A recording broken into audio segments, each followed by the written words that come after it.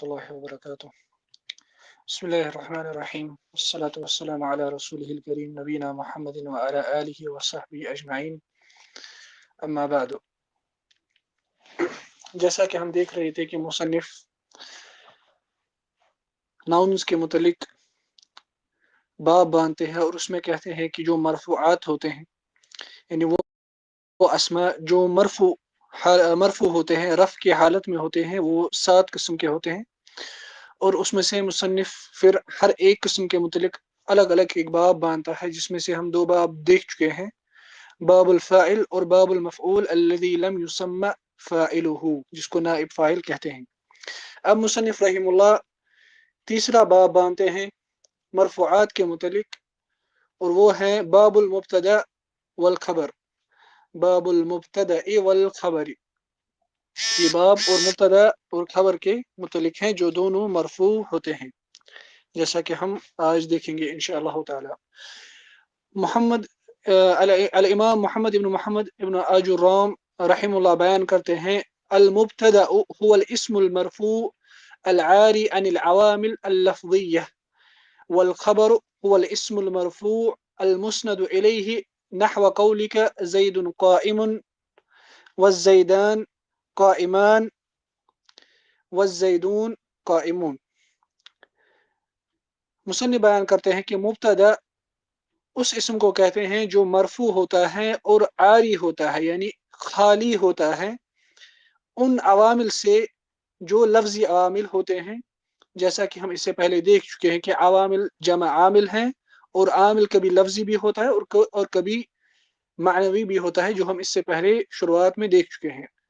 اس کے بعد مصنف کہتے ہیں کہ خبر اس اسم کو کہتے ہیں جو مرفوع ہوتا ہے اور اس کی طرف اور اس اسم مرفوع کی طرف کسی معنی کی اضافت کی جاتی ہے، جس کو پھر المسند الیہ کہا جاتا ہے، یعنی اس خبر کو، اور جس معنی کی اضافت اس طرف کی جاتی ہے، یعنی خبر جو ہوتا ہے وہ ایسا اسم مرفوع ہوتا ہے المسند الیہ، جسے مسند الیہ بھی کہا جاتا ہے، یا ہم اسے کہیں گے جو مبتدا کی طرف کسی معنی کی اضافت کرتا ہے، نحو قولک، جیسے تمہارا کہنا زید قائم والزیدان قائمان والزیدون قائمون۔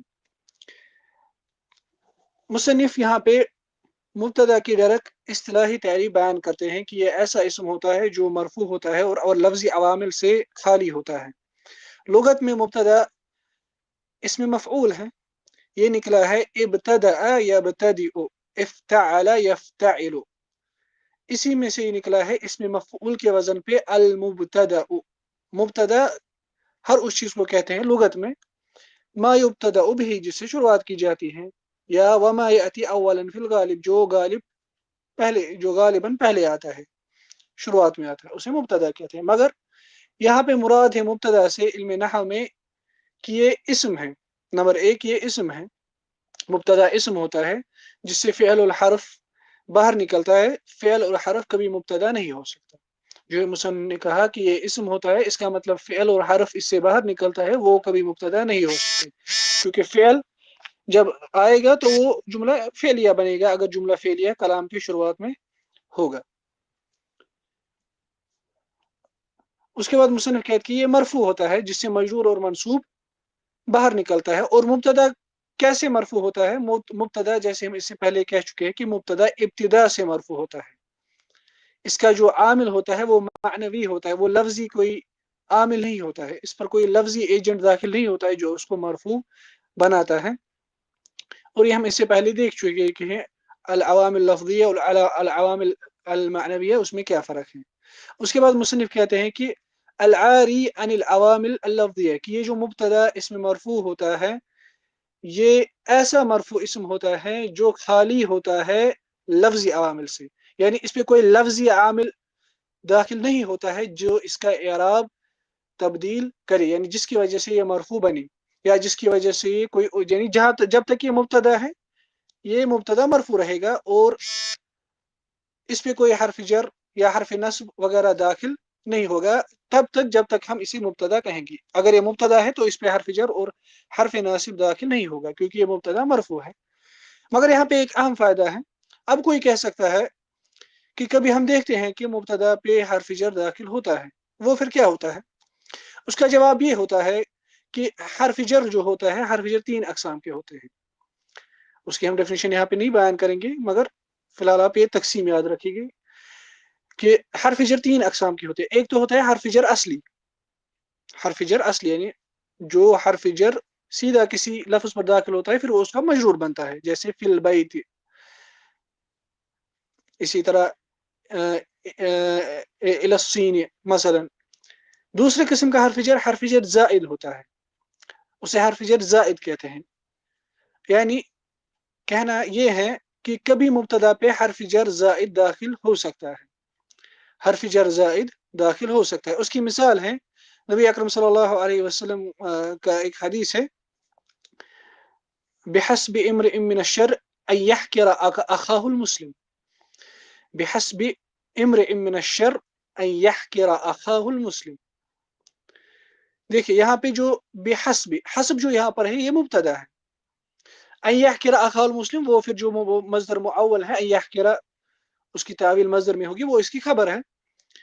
مگر جو پہلا کلمہ ہے بحسب امرئ مسلم، بحسب امرئ، بحسب، یہاں پہ جو حسب پہ یہ با داخل ہوا ہے یہ حرف جر زائد ہے، اس سے اس کے مبتدا ہونے پہ کوئی فرق نہیں ہوگا. یعنی یہ مجرور بنے گا لیکن یہ مجرور لفظاً ہوگا، محلاً یہ مجرور نہیں ہوگا، محلاً یہ مرفوع ہی ہوگا. ہم کہیں گے اس تب اس کے اعراب میں، یا ہم دوسری اگزامپل بھی دیں گے، بحسبک الاسلام، تمہارے اسلام کافی ہے، بحسبک الاسلام. ہم اس کے اعراب میں کہیں گے بحسبک، یہ حرف جر زائد ہے، یہ اصلی حرف جر نہیں ہے. حسب مبتدا مرفوع ہے. دیکھیے مبتدا مرفوع ہے، حالانکہ یہاں پر ہم دیکھ رہے ہیں کسرہ ہے، مگر ہم کیوں کریں مبتدا مرفوع؟ ہم کہیں گے وعلامۃ رفعہ الضمۃ المقدرہ، کہ یہاں پر جو حسب اس کا جو مرفوع کی جو علامت ہے وہ ضمہ ہے، مگر وہ مقدر ہے. کیوں مقدر ہے یہاں پہ؟ کیونکہ منع من ظہورها اشتغال المحل بحرکت حرف الجر الزائد. کیونکہ یہاں پر اس جگہ پر یعنی حسب کے کلمے پر اعراب کے ظاہر ہونے سے جس چیز نے منع کیا وہ ہے کہ وہ مشغول ہے حرف جر کی حرکت کی وجہ سے، حرف جر زائد کی حرکت کی وجہ سے. اس لیے حسبی یہاں پر مبتدا مرفوع ہے مگر مقدر ضمہ پر. الاسلام پھر اس کی خبر مرفوع ہے وعلامۃ رفعہ الضمۃ الظاہرہ. اچھا ایک اور قسم کا حرف جر ہوتا ہے جسے حرف جر شبیہ بالزائد کہتے ہیں، یعنی وہ زائد جیسا ہوتا ہے. یہ ایسا حرف جر ہوتا ہے جو سملر ٹو زائد ہوتا ہے. مثلا اس کی ہم ایک مثال دیں گے، رب، مثال کے طور پر رب فقیر فی الدنیا غنی یوم القیامہ. ہم اس کے اعراب میں کہیں گے رب، یہ حرف جر شبیہ بالزائد ہے. فقیر مبتدا مرفوع ہے، حالانکہ یہاں پر ہم دیکھ رہے ہیں کہ یہ مجرور ہے، فقیرین، رب فقیرین، مگر یہ مبتدا مرفوع ہے وعلامۃ رفعہ الضمۃ المقدرہ، اور اس میں جو رفع کی علامت ہے وہ مقدر ضمہ ہے. منع من ظہورها اشتغال المحل بحرکت حرف الجر الشبیہ بالزائد، جو ہم اس سے پہلے کہہ چکے کہ یہاں پر بھی یہ اعراب کے ظاہر ہونے سے جس چیز نے منع کیا وہ ہے کہ محل جو ہے یعنی کلمہ جو ہے وہ مشغول ہے حرف جر الشبیہ بالزائد کی حرکت کی وجہ سے جو کسرہ ہے. فی الدنیا یہ جار اور مجرور ہیں، یہ فقیر کے ساتھ تعلق رکھتا ہے، رب فقیرین فی الدنیا، رب فقیرین فی الدنیا. غنی یہ اس کی خبر ہے مرفوع وعلامۃ رفعہ الضمہ الظاہرہ. یوم وہ پھر ظرف ہے اور القیامہ اس کا مضاف الیہ ہے. تو کہنے کا مقصود یہ ہے کہ اصل جو ہے کہ جو مبتدا ہوگا، مبتدا پہ کوئی عامل داخل ہی ہوگا. مبتدا جو ہوتا ہے وہ لفظی عامل سے وہ خالی ہوتا ہے، لیکن کبھی کوئی لفظی عامل داخل ہوگا لیکن اس کے اعراب میں کوئی فرق نہیں پڑے گا، کیونکہ وہ جو عامل ہوگا وہ زائد ایکسٹرا کوئی حرف ہوگا، جیسے ایکسٹرا حرف جر جس کی ہم نے مثالیں دی. اس کے بعد مصنف کہتے ہیں خبر کی ڈیفینیشن، والخبر هو الاسم المرفوع المسند الیہ نحو قولک زید قائم والزیدان قائمان والزیدون قائمون. خبر لغت میں کہتے ہیں النبأ، نیوز. خبر بمعنی نبأ، نیوز. اور مصنف اس کی اصطلاحی تعریف بیان کرتے ہیں کہ کہتے ہیں کہ یہ بھی اسم ہے، یعنی خبر جو ہوگا اس کا اصل یہ ہے کہ وہ اسم ہوگا، اور کبھی وہ اسم کے بغیر کوئی اور چیز بھی ہوگی جیسے کہ آگے انواع الخبر میں آئے گا. مگر مبتدا کے متعلق یہی ہے کہ مبتدا ہمیشہ اسم ہوگا، مبتدا اسم کے بغیر کوئی اور چیز نہیں ہو سکتا. لیکن خبر جو ہے اس میں اصل یہ ہے کہ وہ اسم ہوگا، مگر اسم کے علاوہ وہ کوئی اور بھی چیز ہو سکتا ہے، جیسے کہ ہم خبر کے اقسام میں آگے دیکھیں گے انشاءاللہ. اس کے بعد مصنف کہتے ہیں کہ یہ بھی مرفوع ہوتا ہے، چاہے پھر وہ لفظاً مرفوع ہو یا تقدیراً مرفوع ہو یعنی محلاً، جیسا کہ ہم آگے دیکھیں گے انشاءاللہ تعالی انواع الخبر میں۔ اس کے بعد مصنف کہتے ہیں المسند، یعنی یہ مسند ہوتا ہے، مسند بمعنی خبر، یعنی مسند سے مراد ہے کہ یہ ایک ایسا معنی ہوتا ہے جو اضافت کیا جاتا ہے الیہ یعنی الی المبتدا، مبتدا کی طرف، یعنی مبتدا جو ہوتا ہے، مبتدا اسے مسند الیہ بھی کہتے ہیں اور خبر کو مسند بھی کہا جاتا ہے۔ مسند الیہ یعنی وہ لفظ جس کی طرف کسی معنی کی طرف معنی کی اضافت کی گئی، مسند یعنی وہ معنی جس کی اضافت کی گئی جس سے مبتدا کا میننگ کمپلیٹ ہوتا ہے، اسے اسناد کہتے ہیں۔ اس لیے مصنف یہاں پہ کہتے ہیں المسند الیہ، یعنی یہ ایسا مرفوع اسم ہوتا ہے جو جوڑا جاتا ہے یا جس کی اضافت کی جاتی ہے مبتدا کی طرف، جس سے پھر مبتدا کا میننگ کمپلیٹ ہوتا ہے۔ اور مسند جیسا کہ ہم نے کہا هو الذی یتمم او یکمل به المبتدا، کہ یہ ایسا میننگ ہوتا ہے جس سے مبتدا کا میننگ کمپلیٹ کیا جاتا ہے اور جس سے مبتدا کا میننگ واضح ہو جاتا ہے۔ جیسے مثلا اگر ہم کہیں گے، جیسے مصنف نے جو مثال دی زید قائم، اگر ہم خالی کہیں گے زید، اس سے صرف ہمیں زید ایک شخص کا میننگ پتہ چلے گا، ہمیں اس سے کوئی سینٹنس کا میننگ سمجھ نہیں آئے گا۔ لیکن جو ہی ہم کہیں گے زید قائم، ہم قائم کی اضافت کریں گے، یعنی اس معنی کی نسبت کریں گے زید کی طرف، یہ اب کمپلیٹ جملہ بنے گا۔ یہاں پہ مصنف نے یہ تین مثالیں دی ہے، زید قائم، قائم یہاں پہ مفرد خبر کی مثال ہے، قائمان یہ اسی طرح الزیدان قائمان یہ مثنیٰ کی مثال ہے، والزیدون قائمون یہ جمع مذکر سالم کی مثال ہے۔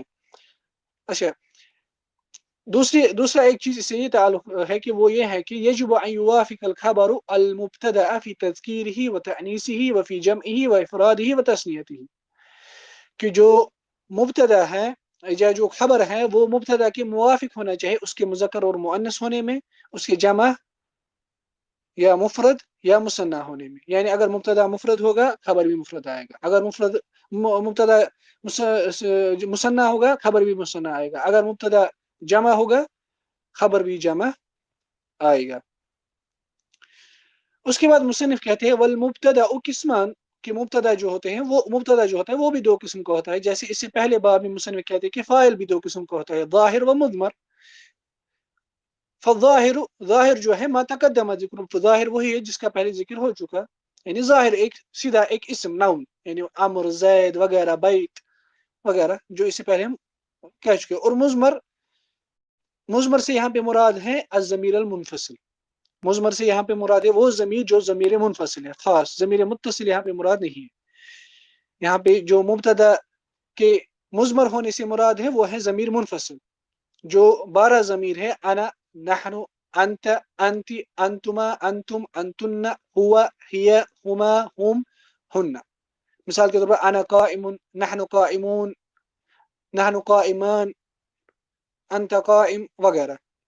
یہ جو ضمائر منفصلہ ہے یعنی ڈیٹیچڈ پروناؤنس، یعنی ضمیر منفصل اس ضمیر کو کہتے ہیں جس سے کلام کی شروعات ہو سکتی ہے اور کلام میں الگ آ سکتا ہے بنا کسی کلمے کے سے جڑا ہوا، اسے ضمیر منفصل کہتے ہیں۔ اور یہ مبتدا کی ایک قسم ہوتا ہے کہ جو ضمیر منفصل ہوگا وہ کبھی ایز اے مبتدا آ سکتا ہے۔ اس کے بعد مصنف کہتے ہیں والخبر قسمان، کہ خبر کی بھی دو قسمیں ہیں، مفرد و غیر مفرد، مفرد یعنی سنگولر اسم و غیر مفرد یا غیر مفرد کلمہ، یعنی جو مفرد کلمہ نہ ہو۔ فالمفرد، مفرد کی مثال نحو قولک زید قائم، مفرد کی مثال ہے زید قائم، قائم یہ مفرد لفظ ہے اس لیے خبر ہے زید کی۔ وغیر المفرد اربعۃ اشیاء، اور جو غیر مفرد ہیں وہ 4 چیزیں ہیں، وہ کیا ہے؟ الجار والمجرور والظرف والفعل مع فاعله، فعل اپنے فاعل کے ساتھ، والمبتدا مع خبره، اور مبتدا اپنی خبر کے ساتھ۔ نحو قولک جیسے تمہارا کہنا زید فی الدار، فی الدار یہ جار مجرور کی مثال ہے، وزید عندک زید تمہارے پاس ہے، عند یہ ظرف کی مثال ہے، وزید قام ابوہ، قام ابوہ یہ جو جملہ ہے قام ابوہ جملہ فعلیہ، فعل اپنے فاعل کے ساتھ، یہ اس کی مثال ہے، یعنی خبر کی تیسری قسم۔ وزید جاریتہ ذاہبہ، زید جاریتہ ذاہبہ، جاریتہ ذاہبہ یہ یہاں پہ مبتدا اور خبر ہے جو پہلے مبتدا زید کی خبر ہیں، جو چوتھی قسم کے خبر کی مثال، یعنی مفرد جو غیر مفرد ہے اس کی چوتھی قسم کی مثال ہے۔ یہاں پہ مصنف جو ہے انواع الخبر، خبر کی اقسام بیان کرتے ہیں، اور بیان کرتے ہیں کہ وہ دو قسم کے ہوتے ہیں۔ ایک تو ہوتا ہے الخبر المفرد، مفرد سے مراد ہے ما لیس بجملۃ ولا شبہ جملۃ، یعنی ایسا خبر جو نہ جملہ ہو نہ شبہ جملہ ہو، یعنی مفرد لفظ ہو۔ مثال کے طور پر جو مصنف نے کہا زید قائم، الزیدان قائمان، الزید قائمون، الزید قائمون، یعنی یہاں پہ مفرد سے یہ چیز مراد نہیں ہے کہ جو خبر ہوگا وہ جمع نہیں آ سکتا یا مثنیٰ نہیں آ سکتا، نہ، مفرد سے یہاں پہ مراد ہے ما لیس بجملۃ ولا شبہ جملۃ، یعنی جو جملہ نہ ہو نہ شبہ جملہ ہو، کیونکہ مفرد سے کبھی مراد ہوتا ہے جسے ہم سنگولر ناؤن کہتے ہیں، اور کبھی مفرد سے مراد ہوتا ہے کہ کتب النحو میں جو نہ جملہ ہو، یعنی جملہ کے خلاف جو لفظ ہو یا شبہ الجملہ کے خلاف جو لفظ ہو۔ اس لیے دوسری جو قسم مصنف بیان کرتے ہیں وہ ہے غیر مفرد، اور اس کے چار اقسام مصنف بیان کرتے ہیں۔ پہلا الجار والمجرور، حرف جر اور اس کے ساتھ اس کا اسم مجرور۔ مثال الحمدللہ، الحمد یہ مبتدا ہے، للہ لام یہ حرف جر ہے، اللہ اس کا اسم مجرور ہے، جار پلس مجرور یہ اس کی خبر ہے۔ دوسرا الظرف، الظرف مثال زید عندک، یا العصفور فوق الشجرۃ، پرندہ پیڑ کے اوپر ہے۔ العصفور یہ مبتدا ہے، فوق یہ ظرف اس کی خبر ہے، الشجرۃ مضاف الیہ ہے۔ مضاف الیہ جو ہوتا ہے وہ خبر یا مبتدا کا پارٹ نہیں ہوتا ہے، اس لیے خالی جو ظرف ہے یعنی فوق عند یہ ظرف ایز اے خبر آتا ہے۔ تیسرا جو مصنف بیان کرتے ہیں وہ ہے خبر، مگر ایسی خبر جملۃ فعلیۃ جو جملہ فعلیہ، یعنی وہی التي تبدأ بفعل، یعنی جملہ فعلیہ وہ ہوتا ہے جو فعل کے ساتھ شروع ہوتا ہے، اور یہی مراد ہے مصنف کے اس کلام سے جو مصنف کہتے ہیں والفعل مع فاعله، یعنی فعل اپنے فاعل کے ساتھ کبھی خبر آ سکتا ہے، اور اس کی مثال مصنف دیتے ہیں زید قام ابوہ، ہم اس کے اعراب میں کہیں گے زید مبتدا، اور جو جملہ قام ابوہ یہ سارا جملہ جو بنا ہے فعل اور فاعل سے اور مضاف الیہ سے، یہ سارا فی محل رفع، فی محل رفع، کیونکہ جملے پہ اعراب ظاہر نہیں ہوگا، یہ فی محل رفع ہے کیونکہ یہ خبر ہے، یہاں پہ یہ خبر ہے زید کے متعلق، اور ان میں جو رابط ہیں وہ ہے ہاں زید قام ابوہ، رابط کیا ہوتا ہے وہ ہم آگے دیکھیں گے انشاءاللہ تعالی۔ اسی طرح اللہ سبحانہ وتعالی قرآن میں کہتے ہیں اللہ یبسط الرزق، کہ اللہ تعالی ہی رزق وسیع کرتا ہے، کسی پر کشادہ کرتا ہے، پھیلاتا ہے۔ اللہ یہ مبتدا ہے، یبسط الرزق یہ جملہ فعلیہ ہے، اللہ کی خبر، اور اس کا الگ اعراب ہوگا یبسط، یہ فعل مضارع ہے، فاعل ہے اس میں ضمیر مستتر ہوا جو اللہ کی طرف لوٹتا ہے، الرزق اس کا مفعول بھی ہے۔ اچھا، جو یہاں پہ مصنف کہتے ہیں فعل مع فاعل ہی، اس سے مراد دونوں چیزیں، نائب فاعل اور فاعل بھی، نائب فاعل اور فاعل بھی، یعنی کبھی اگر جملہ فعلیہ ایسا ہوگا جس میں فاعل نہ ہوگا بلکہ نائب فاعل ہوگا، وہ بھی یہاں پہ مراد ہے۔ مثلا اگر ہم کہیں گے زید ضرب اخوہ، مثال کے طور پر زید ضرب اخوہ، ہم اس کے اعراب میں کہیں گے زید یہ مبتدا ہے، ضرب یہ فعل ہے مجہول صیغے پر، جیسا کہ ہم نے کل دیکھا، ضرب فعل ہے، فعل ماضی، اخوہ اخو اس کا نائب فاعل ہے۔ اصل میں تھا مثلا ایسے کلام زید ضرب علی اخاہ مثلا، مگر جو یہ ہم نے فاعل کو حذف کیا یہ بن گیا ضرب اخوہ، اس لیے اخو جو ہے یہاں پر وہ نائب فاعل ہے، مضاف وہ مضاف الیہ ہے، اس لیے زید وہ مبتدا ہے، ضرب اخوہ یہ جملہ فعلیہ ہے، اس کی خبر ہے۔ چوتھا جو مصنف بیان کرتے ہیں غیر مفرد کی قسم وہ ہے جملہ اسمیہ، یعنی وہ جملہ جو اسم سے سٹارٹ ہوتا ہے، وہ المراد بقولہ، اور یہی مراد مصنف کی اس قول سے والمبتدا مع خبرہ، یعنی مبتدا اپنی خبر کے ساتھ پورا ایک جملہ کسی دوسرے مبتدا کی خبر آئے گی، جیسے مصنف نے کہا زید جاریتہ ذاہبہ، زید جاریتہ ذاہبہ، کہ زید اس کی لونڈی یا اس کی جاریہ سے ہم چھوٹی بچی سے بھی مراد لے سکتے ہیں، وہ ذاہبہ وہ جانے والی ہے۔ زید مبتدا، جاریت یہ مبتدا ثانین ہے، یہ دوسرا مبتدا ہے، اس لیے جب جملہ اسمیہ کسی مبتدا کی خبر آئے گا تب ہمیں اس جملہ فعلیہ میں دو مبتدا ہوں گے. پہلا مبتدا جو ایکچوئل مبتدا ہے، اور جو جملہ اسمیہ اس کی خبر ہے، اس میں بھی ایک مبتدا ہوگا جسے ہم مبتدا ثانی کہیں گے، جو پہلے مبتدا کی خبر بنے گا. یعنی مبتدا ثانی اپنی خبر کے ساتھ پہلے مبتدا کی خبر بنے گا. جیسے ہم یہاں کہیں گے زید، یہ المبتدا اول ہے، یہ پہلا مبتدا ہے. جاریت، یہ مضاف مبتدا ثانی ہے.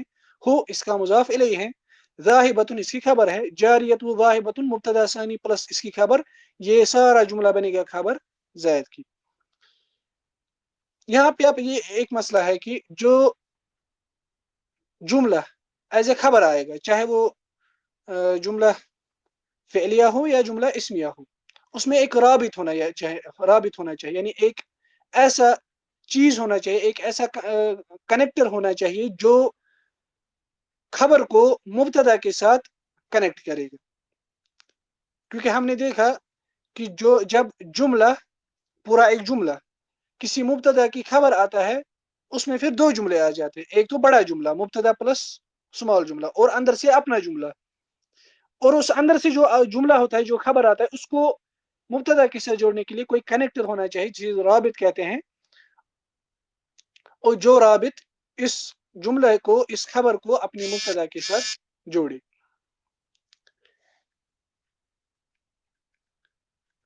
اور یہ رابط جو ہوتے ہیں، ان میں سے ہم یہاں پہ 3 ذکر کریں گے. کبھی یہ رابط ضمیر ہو سکتا ہے، اور یہی اصل ہے کہ ضمیر جو ہے وہ جملے کو اپنے پہلے مبتدا کے ساتھ جوڑے گا. اور وہ ضمیر کبھی مذکور بھی ہوگا، یعنی وہ کلام میں ذکر ہوگا، اور کبھی وہ محذوف بھی ہوگا. مثلا زید قام ابوہ، یہاں پہ جو کلمہ زید ہے یہ مبتدا ہے، اور اس کی خبر جو ہے وہ جملہ فعلیہ قام ابوہ ہے. اور قام ابوہ میں جو رابط ہے وہ ہے ضمیر ابوہ، یعنی زید قام ابوہ یعنی ابو زید. اور یہ جو ضمیر لوٹتا ہے ابوہ، یہ لوٹتا ہے زید کی ہی طرف. اس لیے یہاں پہ جو یہ ابوہ جو مضاف الیہ ضمیر ہے، یہی رابط ہیں جو اس قام ابوہ کو زید کے ساتھ جوڑتا ہے. اور کبھی یہ مقدر بھی ہوگا. مثلا اللہ سبحانہ وتعالی بیان کرتے ہیں وَكُلٌّ وَعَدَ اللَّهُ الْحُسْنَى، یہ ایک قرات میں ہے. ایک قرات میں وَكُلٌّ وَعَدَ اللَّهُ الْحُسْنَى، ایک قاری ہے قراء میں سے ابن عامر، اس کی قرات میں ہے وَكُلٌّ وَعَدَ اللَّهُ الْحُسْنَى. یہاں پہ اس کا اعراب کیسے ہوگا؟ کلن جو ہوگا یہ اس کا مبتدا ہے، وعد اللہ الحسنى یہ جملہ جو ہے جملہ فعلیہ اس کی خبر ہے. اور اس میں رابط کہاں ہے؟ اس میں رابط ہے محذوف ضمیر، وہ ایسے ہے وَكُلٌّ وَعَدَهُ اللَّهُ الْحُسْنَى، وعدہ، اور وہ جو ضمیر محذوف ہے وہ لوٹتا ہے کلن کی طرف. دوسرا جو رابط ہوتا ہے، رابط کے بھی اشارہ بھی ہو سکتا ہے. مثلا اللہ سبحانہ وتعالی بیان کرتے ہیں وَلِبَاسُ التَّقْوَى ذَلِكَ خَيْرٌ، وَلِبَاسُ التَّقْوَى ذَلِكَ خَيْرٌ. ہم اس کے اعراب میں کہیں گے لباس یہ مبتدا مرفوع ہے، اور اس کے رفع کی علامت ضمہ ظاہرہ ہے علی آخرہ، اور یہ مضاف ہے، التقوی مضاف الیہ ہے. اچھا، جملہ اس کے بعد جو جملہ ہے ذالک خیر، یہ بھی مبتدا اور خبر ہے. ذالک خیر مبتدا خبر، مگر یہ مبتدا ثانی ہے، یہ دوسرا مبتدا ہے، اور خیر جو ہے یہ اس کی خبر ہے. اور یہ جو جملہ ہے ذالک خیر، یہ فی محل رفع، یہ رفع کی حالت میں ہے، رفع کی جگہ پر ہے. یہ پہلی مبتدا لباس کی خبر ہے. اور اس میں رابط کون ہے؟ اور اس میں رابط جو ہے وہ یہی ذالک ہے، کیونکہ ذالک جو ہے یہ اشارہ کرتا ہے لباس کی طرف. وَلِبَاسُ التَّقْوَى ذَلِكَ خَيْرٌ، یعنی اس میں کسی اور رابط کی ضرورت نہیں ہے، بلکہ جو اس میں ذالک کا اشارہ ہوتا ہے مبتدا کی طرف، وہی اس کا رابط بن جاتا ہے. اس نحات اس کو کہتے ہیں رابط الاشارہ، رابط الاشارہ، کیونکہ کلمہ جو یہاں پہ ذالک ہے اس میں اشارہ ہے، اس میں اشارہ ہے کسی چیز کی طرف، اور کنیکشن حاصل ہو گیا. کسی نئے رابط کی ہمیں ضرورت نہیں پڑے گی. اس لیے اگر جملہ اسمیہ کبھی کسی مبتدا کی خبر آئے گی، وہ جملہ اسمیہ اگر اس میں اشارہ ہوگا، وہی اس میں اشارہ اس کا رابط بنے گا، جیسے کہ ہم نے مثال میں دیکھا.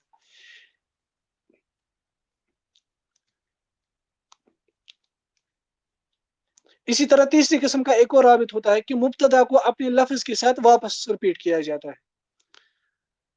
اور یہ قرآن میں بھی آیا ہے. مثلا الحاقۃ ملحاقہ، الحاقۃ ملحاقہ، یہ جو جملہ ہے الحاق کا پہلا یہ مبتدا ہے مرفوع بالضمہ الحاقۃ، اور ملحاقہ یہ جملہ اسمیہ ہے، اور یہ جملہ اسمیہ جو ہے یہ پہلے الحاقہ کی خبر ہے، مگر ہم دیکھتے ہیں کہ اس جملہ اسمیہ میں الحاقہ واپس ریپیٹ کیا گیا ہے، الحاقۃ ملحاقہ، چونکہ یہ الحاقہ پہلے حاقہ کی طرف ہی لوٹتا ہے، اس لیے اس میں جو یہ اعادت ہوئی، ریپیٹیشن ہوئی، یہی اس کا رابط بن گیا، یہی اس کا رابط بن گیا، کیونکہ مبتدا جو ہے مبتدا بھی الحاق کا ہے، اور ملحاق کے جملے میں جو الحاق ہے وہ واپس لوٹتا ہے مبتدا کی ہی طرف۔ سو کہنے کا مقصد یہ ہے کہ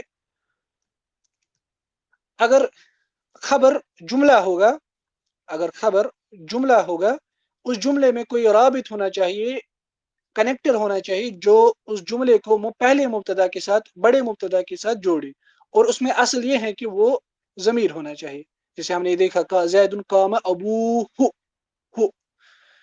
یا کبھی وہ اشارہ بھی ہو سکتا ہے جیسا کہ ہم نے دیکھا، اور کبھی وہ ریپیٹیشن بھی ہوگا، یعنی جو جملہ ہوگا خبر اس میں واپس مبتدا کا ورڈ ریپیٹ کیا گیا ہوگا۔ اچھا، ایک اور مسئلہ یہاں پر یہ ہے کہ خبر کبھی متعدد بھی ہو سکتے ہیں، جسے کہتے ہیں تعدد الخبر، یعنی ایک ہی مبتدا کی مختلف خبر ہوں گی، جیسے اللہ سبحانہ وتعالی سورۃ البروج میں کہتے ہیں وَهُوَ الْغَفُورُ الْوَدُودُ ذُو الْعَرْشِ الْمَجِيدُ فَعَّالٌ لِمَا يُرِيدُ۔ دیکھیے ہوا یہ یہاں پہ مبتدا ہے، الغفور یہ بھی اس کی خبر ہے، الودود یہ بھی اس کی خبر ہے، ذو العرش یہ بھی اس کی خبر ہے، المجید یہ بھی اس کی خبر ہے، فعال لما یرید یہ بھی اس کی خبر ہے، یہ بھی اس کی، یعنی کبھی ایک مبتدا کی مختلف خبر آ سکتے ہیں۔ اسی طرح اور بھی کچھ مسائل تعلق رکھتے ہیں مبتدا اور خبر کے ساتھ، لیکن ہم وہ اس متن میں ذکر نہیں کریں گے، اس کے لیے باقی متون ہیں جن میں وہ تفصیلات ہیں، یہ متن اس کے لیے مناسب نہیں ہے، کیونکہ ہم پھر متن کے مقصود سے باہر نکل جائیں گے جو پڑھانے کے منہج کے خلاف ہے۔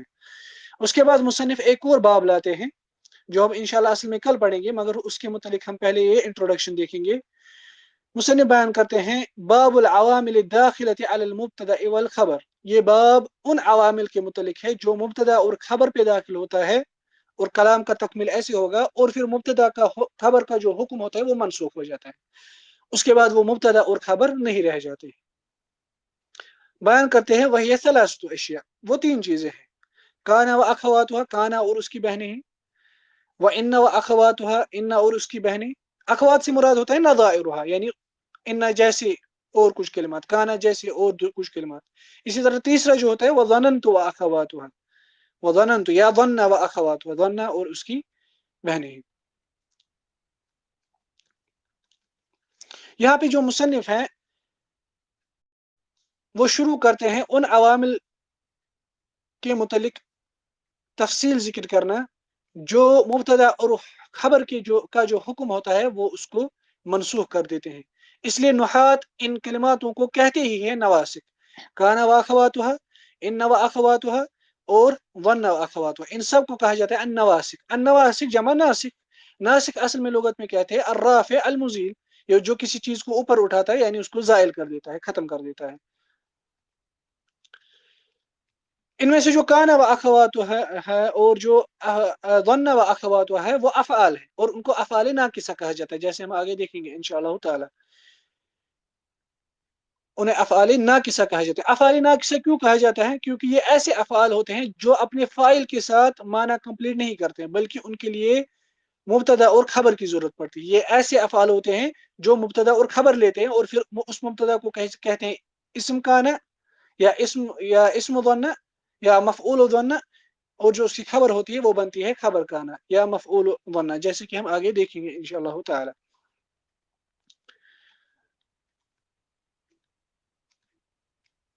مصنف بیان کرتے ہیں کہ یہ جو عوامل ہوتے ہیں یا نواسخ ہوتے ہیں جو مبتدا اور خبر کے حکم کو منسوخ کر دیتے ہیں، یہ تین چیزیں ہوتی ہیں یا تین اقسام کے ہوتے ہیں، کانا واخواتها، ان واخواتها اور ظننت واخواتها، اور ہم نے کہا کہ ان میں سے دو قسم جو ہوتے ہیں وہ افعال ہوتے ہیں، کانا واخواتها اور ظن واخواتها، اور تیسرا جو ہے ان واخواتها وہ حروف ہوتے ہیں، وہ حروف ہوتے ہیں۔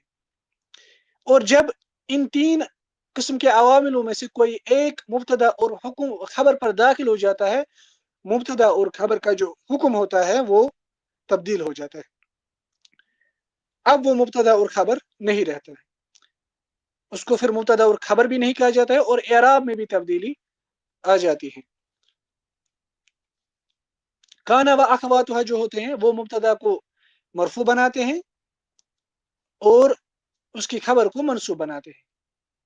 मुब्तदा को मरफू बनाते हैं।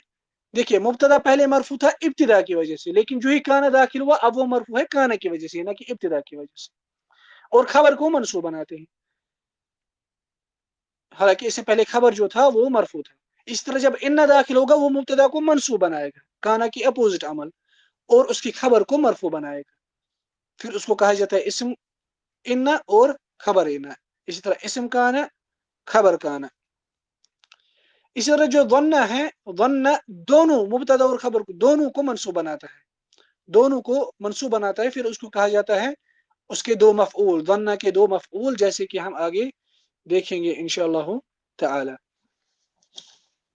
सो ये बाब इसी के मुतालिक है कि कुछ ऐसे अवामिल, कुछ ऐसे अल्फाज जिन्हें नवासिक कहा जाता है, जो मुब्तदा और खबर के हुक्म को मनसूख कर देते हैं, ये मुब्तदा और खबर पर दाखिल हो जाते हैं, और फिर वो मुब्तदा और खबर नहीं रहते। और वो तीन किस्म के होते हैं, काना व अखवातुहा और दन्ना व अखवातुहा, ये दोनों अफ़आल होते हैं। और इन्ना व अखवातुहा, और वो हुरूफ होते हैं। इनकी तफसीर हम इंशाअल्लाह ताला कल देखेंगे। अल्लाह ताला से दुआ है कि अल्लाह ताला हमें मजीद इल्म हासिल करने की तौफीक दे, हमें फितनों से महफूज रखे, हमें इल्म पर अमल करने की तौफीक दे। वसल्लल्लाहु ताला अला खैर खल्क़ी मुहम्मद व अला आलिहि व सहबिहि वसल्लम। सुब्हानकल्लाहुम्मा व बिहम्दिक, अशहदु अन ला इलाहा इल्ला अंत, अस्तगफिरुका व अतूबु इलैक। अस्सलामु अलैकुम व रहमतुल्लाहि व बरकातुहू।